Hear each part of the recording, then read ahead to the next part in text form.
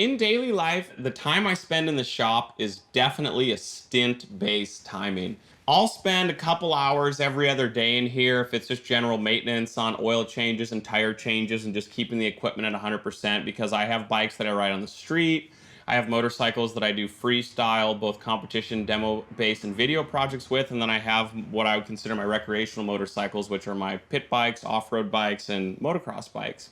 So if I go on a big riding bender and do a couple different disciplines and don't bring everything back to zero, I'll have to spend a couple days out here getting everything ready to rock and roll. Or if I'm mid-project, sometimes I'll be out here putting in 12-hour days for a couple weeks. It just really depends on the task at hand. You know, I've tried to make the shop a nice environment also for my wife and daughter so that it's not just a dirty shop. We can actually hang out here as a family to bring some time back to when I'm busy working out here. You know, and as much as I would like to, I try not to spend every bit of my time out here, but it's pretty easy. Sometimes I'll be motivated enough or have a thought when I wake up that I'll just come out to the garage for 2 hours, work on something, and go back just because sometimes it needs to get done just because you had that thought. So I really like having the shop based out of home so I can bounce back and forth if needed.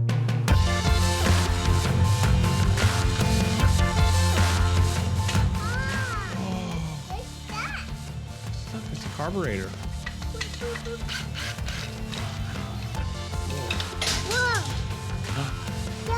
Oh, no, you don't need to say sorry.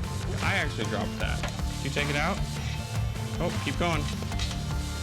Got it. Got it. Thank you. Thank you very much. It's Dad's bike. It is Dad's bike. It is, buddy.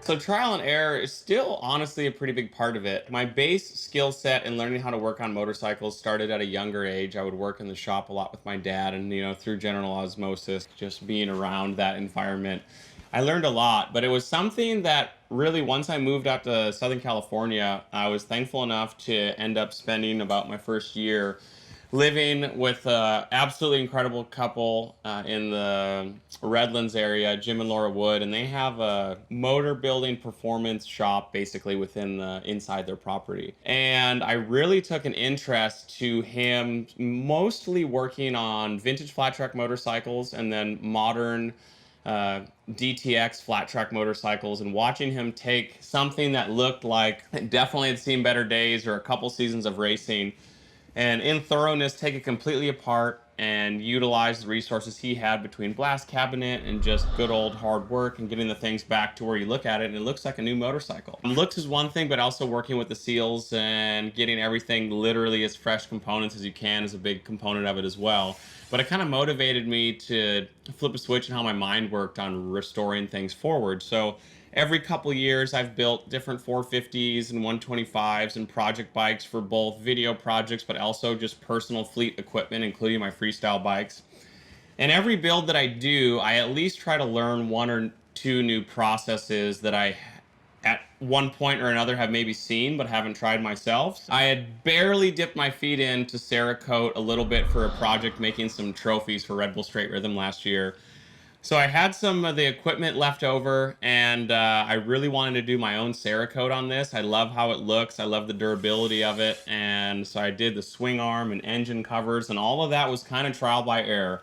I don't have a sandblaster on site, so I was able to use the glass bead blaster at South End Racing. Did all those parts and brought them home, prepped them, set up a table in the driveway, put a dryer on my air compressor, and then brought all the parts and cooked them in the oven inside my house. So, you know, maybe the missus wasn't the most excited about that, but either way, it's a team effort and everything turned out incredible. So that was one thing that I learned on how to kind of perfect understanding what it needs for grit and coarseness to adhere and cure time and what you want to make the reduction rate to for how you want the sheen to look. So I learned a lot about Cerakote on this. And then I also learned another trick about kind of some homegrown anodizing, we'll call it, that you can do on some aluminum. And I really enjoyed taking some of these raw cast aluminum parts, sandblasting them, and then being able to transform the color of them. I also, though, as many of the home runs as I had with, say, caliper brackets and engine covers, I had some misses with the calipers and the master cylinders not taking on color. So unfortunately, I had to buy more time, take them apart again, bring the finish back to zero again, and then I'm gonna end up either doing a raw finish or Cerakote on those. But hits and misses. At least I won't have those misses again because I'm learning more about what those processes take. And every single project I do, I at least try to add another 1 or 2 elements forward.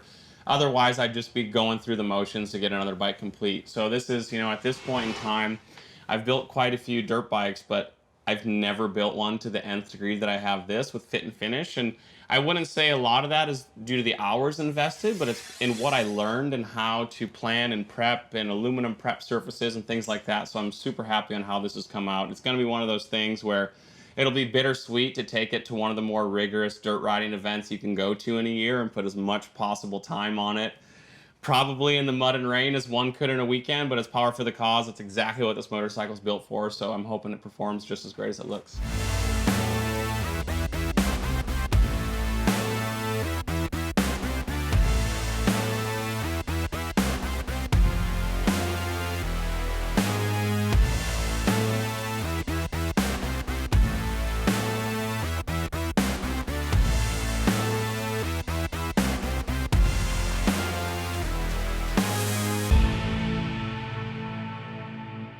Hey everyone, it's Aaron. I hope everyone is home safe and enjoying this extra time they have to work on projects of their own. If you guys have any questions about a project you're working on or just my builds in general, please drop a comment below and I'll get back to you guys here in the next couple days.